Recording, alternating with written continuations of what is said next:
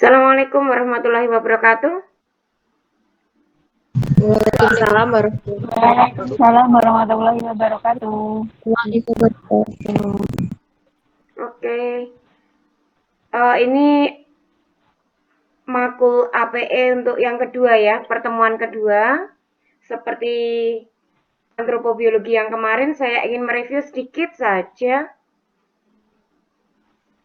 apa pengertian dari APE. Silahkan yuk, gak usah dipanggil.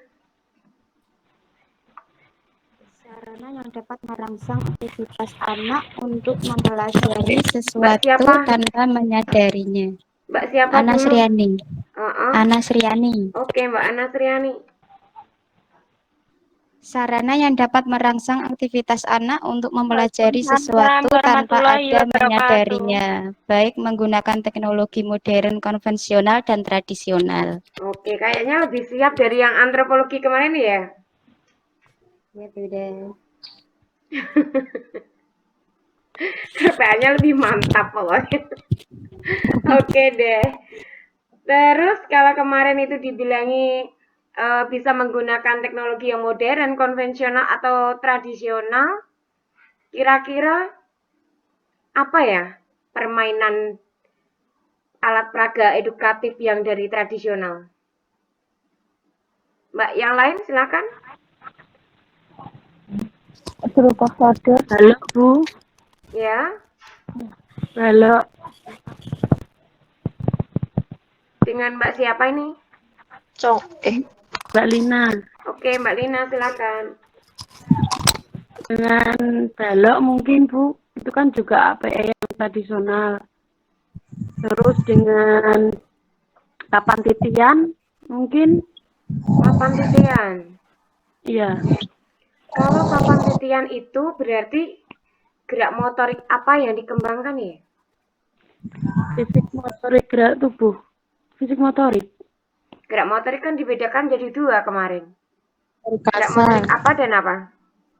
Kasar dan halus. Kasar dan halus. Oke, berarti kalau papan titian mengembangkan motorik apa itu? Kasar. Kasar. Kira-kira bahaya enggak ya untuk anak usia PAUD papan titian? Kalau menurut saya tidak, Bu. Soalnya kan itu sudah di setting dengan sedemikian rupa untuk memang digunakan untuk anak usia dini. Jadi papan titiannya itu bukan tinggi, tapi ukurannya itu tingginya itu sekitar 10 cm lah. Itu nanti kan papan titian itu kan ada jejak kakinya. Jadi anak nanti bisa menirukan jejak kaki yang ada di papan titian tersebut. Oke. Mungkin ada ide yang lain? Congklak, Bu. Congklak, Bu. Congklak itu kalau di tempat kita dakon itu ya? Iya, dakon. Oke, kalau dakon atau congklak itu kira-kira apa? Motorik apa yang dikembangkan? Motorik halus. Apa Mbak? Mengajarkan apa ini? Terus belajar memahami aturan.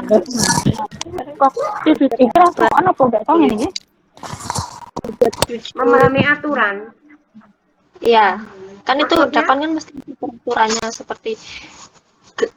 seperti nanti bergilir gitu. Gini, mungkin saya bantu itu membantu anak untuk mengembangkan motorik berhitungnya ya. Itu kan dimasukkan ke lubang satu-satu kan? 1, 2, 3, 4 kan gitu kan?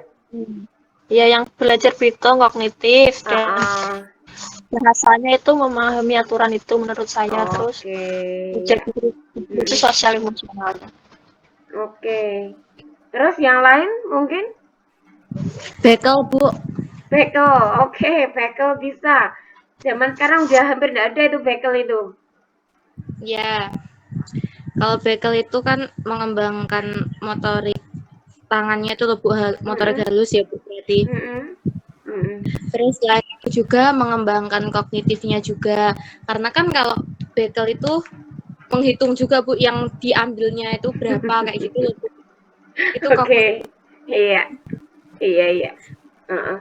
Terus ada nggak misalnya ide-ide kayak misalnya APE yang kita membuat gitu loh. Kita membuat dakon itu bisa dibuat buat dakon tapi dengan barang bekas itu bisa Bu. contohnya Mbak.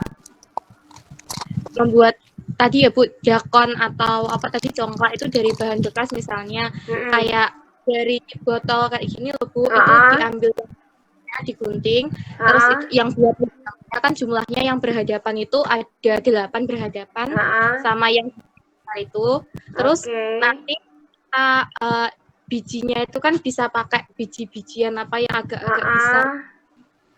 Oke, sip, mantap ya, bagus idenya. Yang lain dong, saya di-sharing ilmunya, idenya. Ini kan mbak-mbak, bunda-bundanya ini kan sudah terjun di PAUD-nya, jadi sudah kesehariannya bermain dengan anak-anak. Kemungkinan dalam proses pembelajaran itu secara tidak sengaja itu menemukan hal-hal yang baru. Jadi peraga permainan yang edukatif gitu loh. Kita sharing di sini. Silakan yuk, mungkin Mbak Niken Santik ya, itu namanya Niken Santik kah? Ayo Mbak Niken, silakan. Jangan takut salah, di sini tidak ada salah, kita diskusi.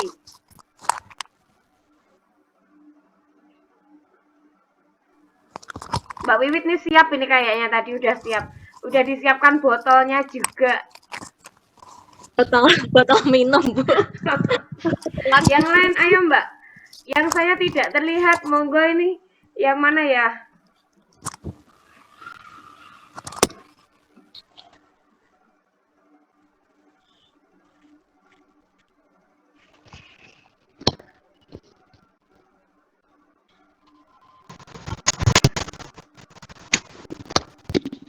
Ayo Mbak, monggo silakan. Contohnya Bu, mau membuat itu ular tangga dari kardus atau kertas lipat. Itu kan ada dadunya kan Bu, dadunya itu juga dari kardus yang nanti dikasih angka, kayak ada lingkaran-lingkaran itu. Nah, nanti kan anak bisa bermain dari situ. Jadi nanti melatih anak dalam mengembangkan motorik kasar. Anak kan nanti nunggu giliran. Kalau dapat angka 2, ayo nak kita meloncat ke angka 2. Ayo. Oke. Bagus. Yang lain ayo. Mbak atau Bu Ana Sriani tadi sudah belum ya? Idenya monggo. Ini Bu contohnya membuat mobil-mobilan dari botol bekas Bu. Kita ambil botol bekas itu 1 botol, kemudian kita gunting sampingnya itu biar ada lubangnya Bu untuk mobil-mobilannya. Kemudian kita ambil 4 buah tutup botol plastik itu untuk buat rodanya. Kemudian kita masukkan dalam sedotan Bu. Kita lem dengan lem tembak itu dengan sedotan. Kemudian kita lemkan pada botolnya itu jadi mobil-mobilan. Oke. Sip. Minggu depan kita bikin proyek ya. Jadi proyeknya mainan APE tradisional, mbak-mbak dan bunda-bunda ini tolong dibuatkan semacam videonya, video tutorial pembuatan mainan itu. Nggak usah lama-lama, tapi yang jelas nanti bisa cari di YouTube atau di Google apa saja permainan yang bisa dipakai untuk itu. Jadi nanti dibuat di video, nanti kita launchingkan lewat channel saya. Wow. Bisa ya? Wow. Ya, mau ditunjuk atau mau volunteer? Ditunjuk atau sukarelawan?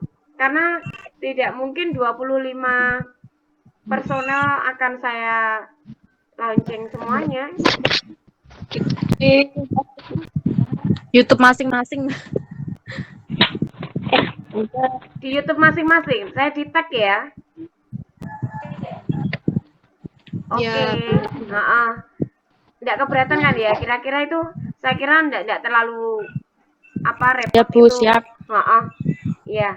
Sambil karena gini, karena memang kondisi daring kita agak kesulitan untuk tatap muka, untuk materi tidak bisa terserap seperti kalau kita tatap muka. Jadi saya memerlukan hasil proyek dari materi-materi yang sudah saya sampaikan begitu.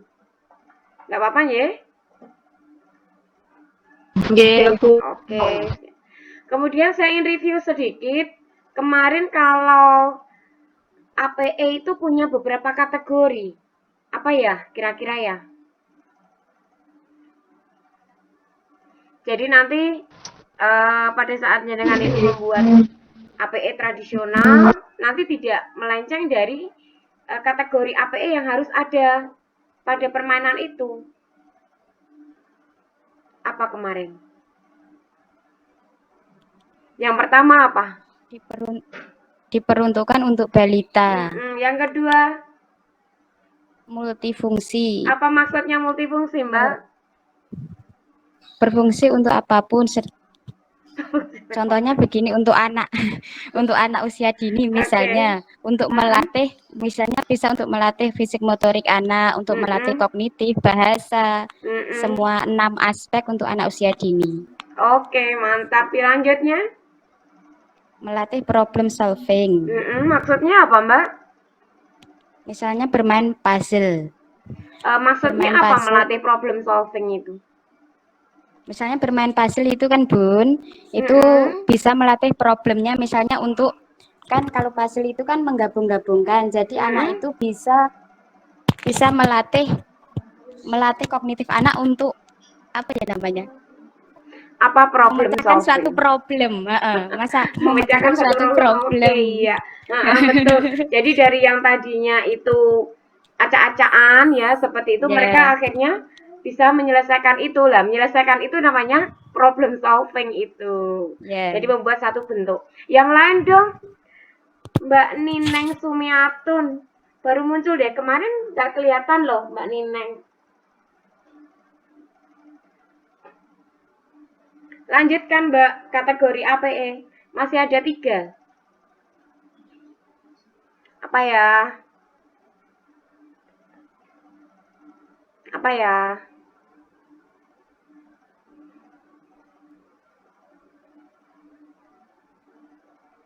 Apa coba? Mbak Lailatus? Silahkan.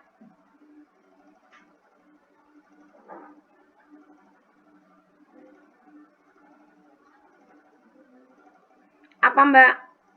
Yang ketiga, Mbak Wiwit. Lupa, Bu. Aduh. Berarti konsep dasar ya. Kamu bunyi suaraku ya? Mbak Yeni, coba. Melatih konsentrasi ya, Bu. Melatih konsentrasi. Melatih konsep dasar, Bu. Lah, kita Zoom ini juga melatih konsentrasi ini.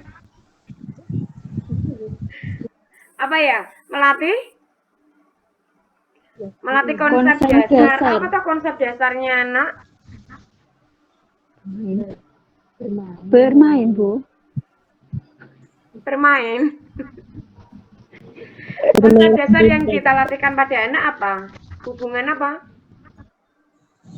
Yang itu kemarin kalau anak itu melihat kata, misalnya, kemudian dia berlari, terus dia jatuh. Waktu kita tanya, jangan sampai anak itu berkata, saya jatuh karena kata, tapi karena saya tidak hati-hati dalam berlari. Itu kemarin apa? Melatih konsep dasar apa? Oh, lali ya.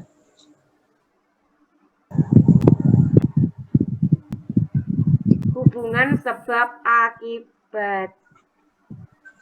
Jadi anak dari awal, dari dini itu harus dilatih hubungan sebab akibat. Agar tidak kebiasaan menyalahkan suatu benda atas apa yang terjadi pada dirinya. Seperti itu. Atau agar anak bisa menguraikan suatu akibat itu terjadi karena ini penyebabnya, seperti itu. Terus apalagi kemarin? Masih ada 2, yuk. Mbak Diana Sari yang di pojok sana. Loh, hilang. Ketekunan dan kreativitas. Ketekunan dan kreativitas. Oke, langsung dirangkum jadi satu. Saya dikasih contoh dong, kalau ketekunan tuh yang seperti apa? Iya. Kalau ketekunan itu seperti apa ya, Bu? Anak itu tekun dalam mengerjakan sesuatu. Contohnya anak itu menyusun puzzle, dia itu dengan tekun, dengan tekun. Susun. Kalau dia mau bikin rumah, dia itu step-stepnya perlahan-lahan membuat dari rumah seperti itu. Kalau yang kreatif itu melatih kreativitasnya dia, imajinasinya itu apa? Itu yang akan dia buat itu, Bu. Oke. Kemudian kemarin pada saat kita mengenalkan anak itu pada APE, itu kita mengenalkan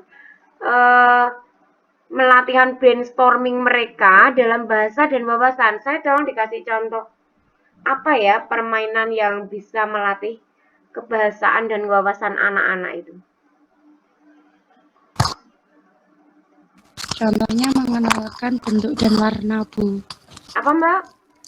Contohnya mengenalkan bentuk dan warna. Bentuk, warna. Bentuk dan warna. Dalam permainan yang seperti apa kita bisa melatih anak berbahasa? Agar anak itu bisa berbahasa yang baik, bisa mereka itu berani untuk tampil bicara di depan orang, itu alat permainannya apa? Bercerita, Bu. Bercerita. Berarti alat permainannya apa kira-kira?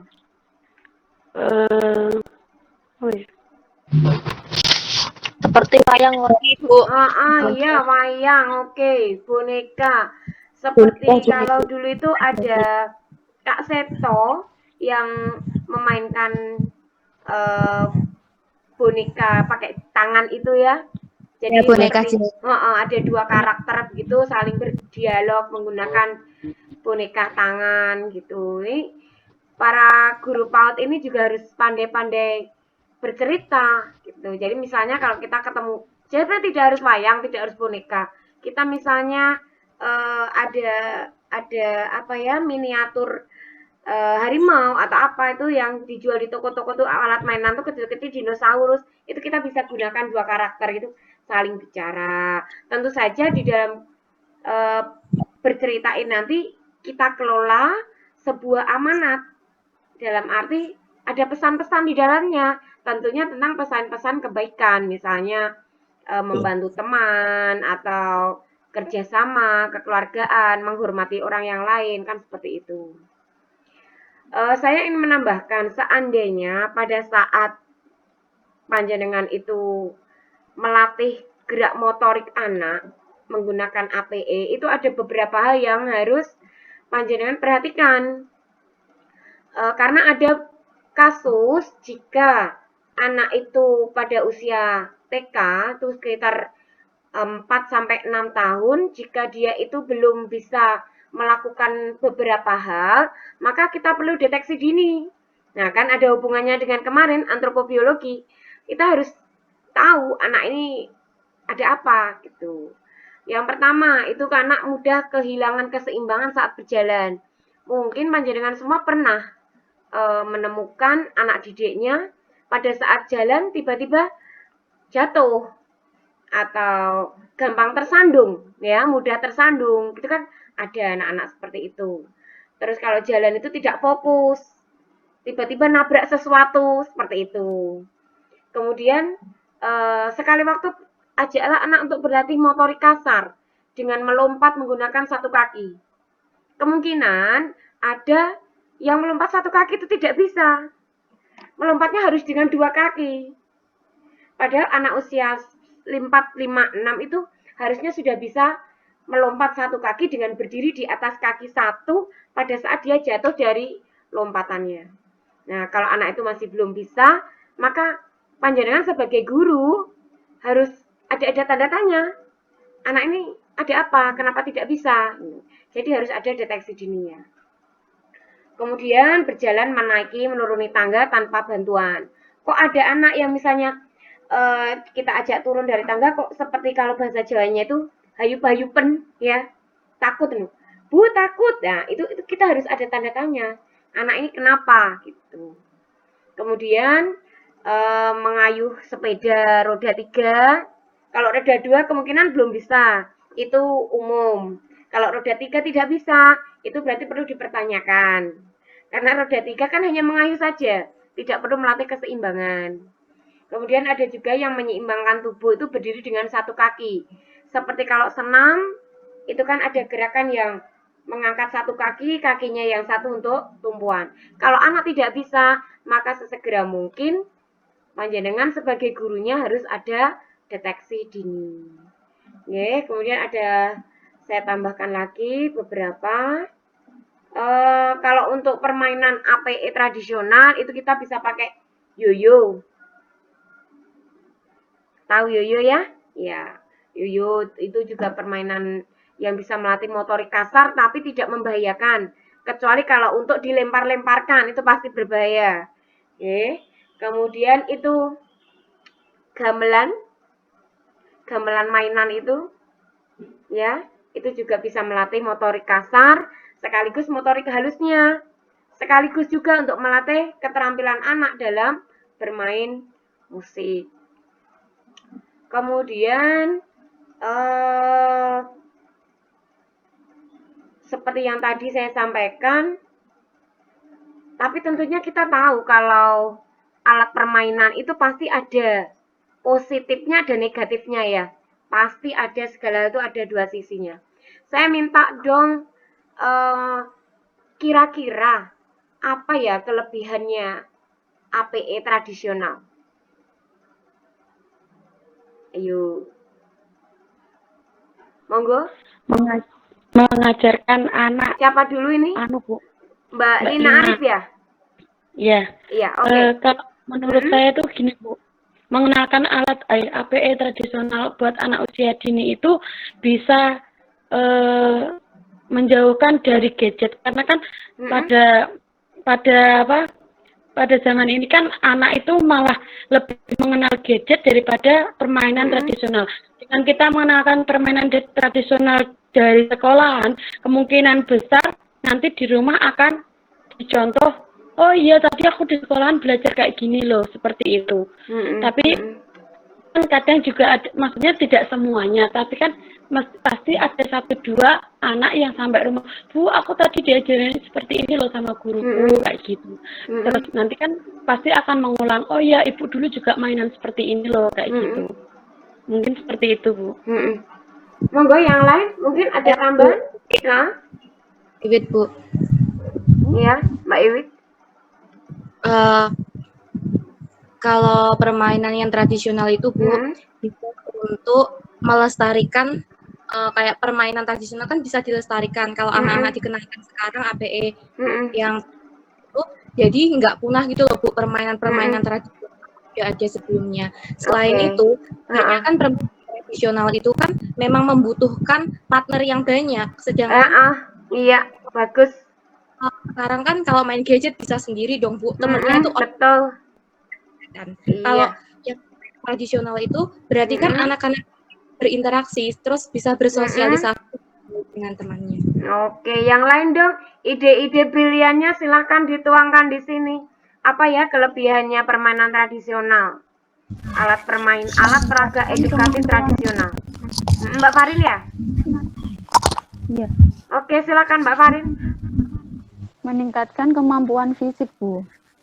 Terus meningkatkan kemampuan berkomunikasi dalam menyusun strategi yang baik dalam permainan itu. Terus melatih kemampuan membaca gerak tubuh anak saat bermain. Itu seperti masuk dalam permainan gerobak soder seperti itu loh, Bu. Oke, ya. Yang lain monggo. Tadi kayaknya Mbak Reni ya. Mbak Reni silakan. Coba kameranya dinyalakan dong. Yang pertama mengembangkan kecerdasan intelektual, Bu. Terus yang kedua mengembangkan kecerdasan emosi anak. Bagaimana anak itu bisa dapat mengontrol emosi anak, Bu.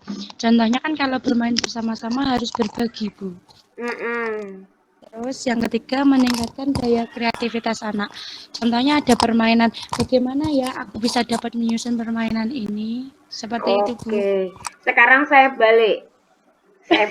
Kalau tadi kelebihannya, sekarang saya minta tolong apa ya kelemahannya APE tradisional?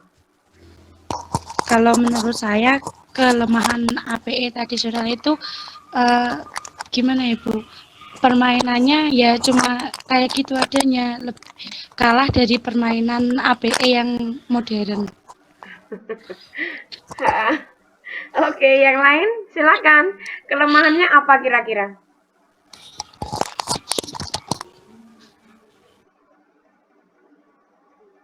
Apa yuk? Pasti ada kelemahannya. Saya mau menambahkan kelemahannya, Bu. Silakan. Menurut saya kan kalau permainan tradisional kan sering berada di luar lingkungan rumah ya. Nah, sedangkan kalau permainan mungkin kalau game sekarang kan ada di HP, jadi yang tradisional itu mungkin anak sering pulang ke rumahnya itu jarang seperti itu, Bu. Jadi sering bermain di luar, apalagi waktu siang. Oke. Iya, mungkin ada lagi silakan. Kurang menarik, Bu. Kurang menarik. Nah, malah lebih menarik gadgetnya ya. Iya, kemasannya permainan tradisional itu kan ya kayak misal dakon dan lain sebagainya kayak gitu kan anak-anak itu agak kurang tertarik gitu, Bu. Kalau di HP dengan gambar-gambar yang cerah dan lain sebagainya gitu. Jadi harus pintar-pintar kalau misalnya mengenalkan permainan tradisional itu sebisa mungkin gurunya untuk membuat sendiri kayak gitu loh, Bu. Jadi berinovasi. Iya, bagus. Itu maksud saya. Jadi panjenengan itu semua nanti bisa berpikir, kita bisa mengarahkan ke materi kita selanjutnya. Jadi materi kita selanjutnya untuk minggu depan adalah alat peraga edukatif tradisional. Hari ini kita sudah kupas sedikit yang termasuk ada kelebihan dan kelemahannya. Kalau saya simpulkan dari kelebihan panjenengan semua tadi yang sampean katakan, yang jenengan katakan tadi, satu yang belum disampaikan, bahannya itu mudah didapatkan lingkungan di sekitar. Jadi kita bisa bermain misalkan dengan congklak tadi ya, tidak ada alat pun, kita pakai batu, kita gambarkan dengan pakai batu bata di tanah, bisa jadi gitu loh. Kemudian tidak mengandung zat kimia berbahaya pastinya ya, karena kalau permainan-permainan hasil pabrik itu pasti ada zat kimianya, paling tidak pewarnanya itu mengandung zat kimia. Kemudian untuk alat permainan edukatif tradisional, karena tidak membeli di toko, maka biayanya cenderung lebih murah. Dan satu lagi tadi dari Mbak Wiwit saya suka itu, melestarikan budaya ya. Nah, itu termasuk kelebihannya, betul Mbak. Itu termasuk kelebihan APE tradisional, kita melestarikan warisan nenek moyang. Terus tadi ada yang katanya dengan banyak teman, dengan berkumpul berkelompok, itu saya simpulkan bahwa kita itu dapat melatih tidak hanya motoriknya, tapi juga fisiknya. Dengan anak banyak bergerak, otomatis pertumbuhannya semakin bagus. Rasa sosial dengan teman itu semakin tinggi. Mereka bisa belajar untuk mengalah, bisa belajar sportivitas.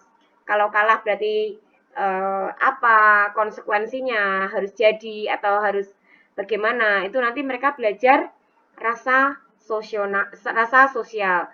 Kemudian mereka akan berlatih mengatur emosionalnya.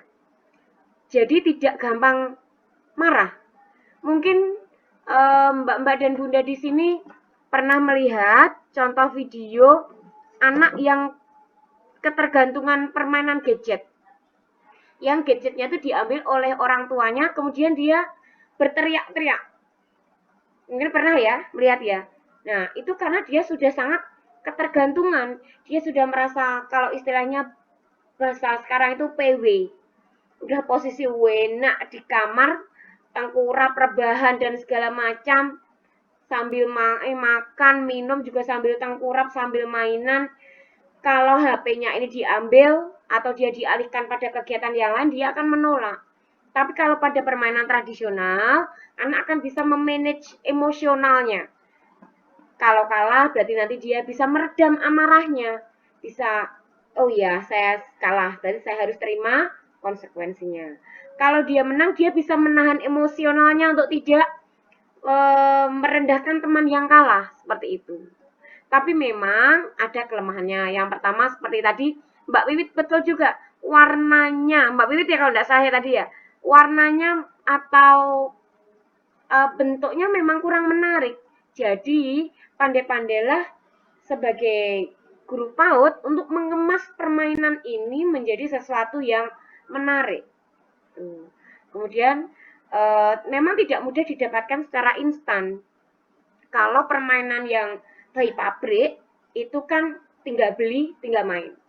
Tapi kalau yang tradisional kita harus membuatnya dulu, harus ada proses di situ. Nah, proses di situ tadi melatih apa?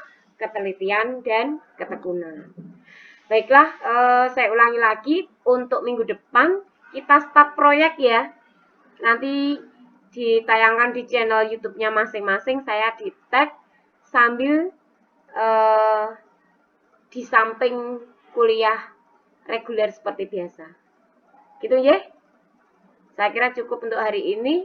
Terima kasih atas kehadirannya. Tetap semangat. Semester 5 Prodi PAUD sedikit modern. Ya, gitu aja. Terima kasih. Assalamualaikum warahmatullahi wabarakatuh. Assalamualaikum warahmatullahi wabarakatuh. Bu Ida, Sama-sama.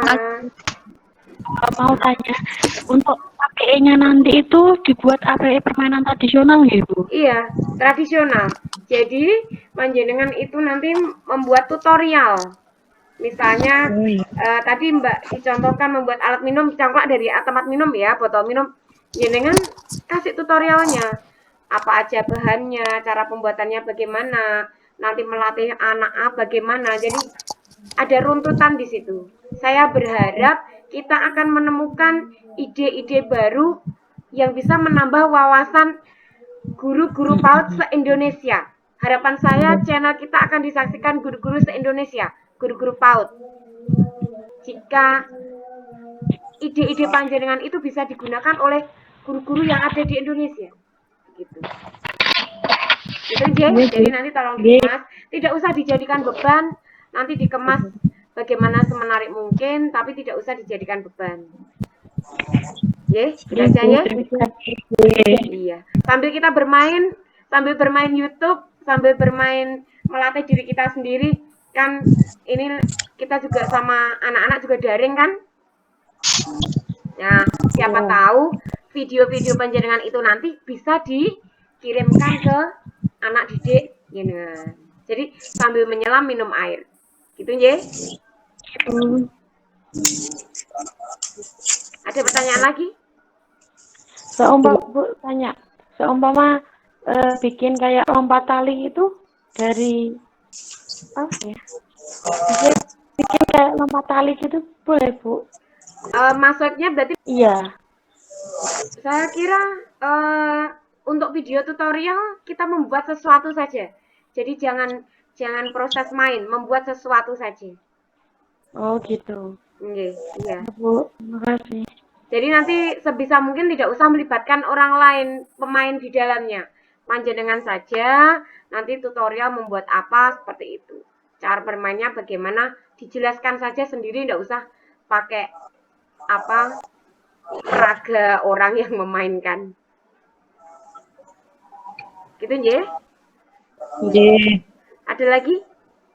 Tidak ada deadline waktu, tapi seperti biasa semakin aktif semakin cepat. Tentu ada poin di belakangnya. Siap, Bu. Ya, oke. Sudah, gitu saja. Ada pertanyaan lain? Belum, Bu. Ampun Oke, saya akhiri. Terima kasih atas partisipasi dan kehadirannya panjenengan semua. Tetap semangat, tetap sehat, tetap jaga kesehatan dimanapun Anda berada. Kalau pesannya pemerintah, tetap ikuti protokol kesehatan, ya. Pakai masker dimanapun Anda berada. Oke, terima kasih. Assalamualaikum warahmatullahi wabarakatuh. Waalaikumsalam warahmatullahi wabarakatuh. Terima kasih Bu Ida. Sama-sama.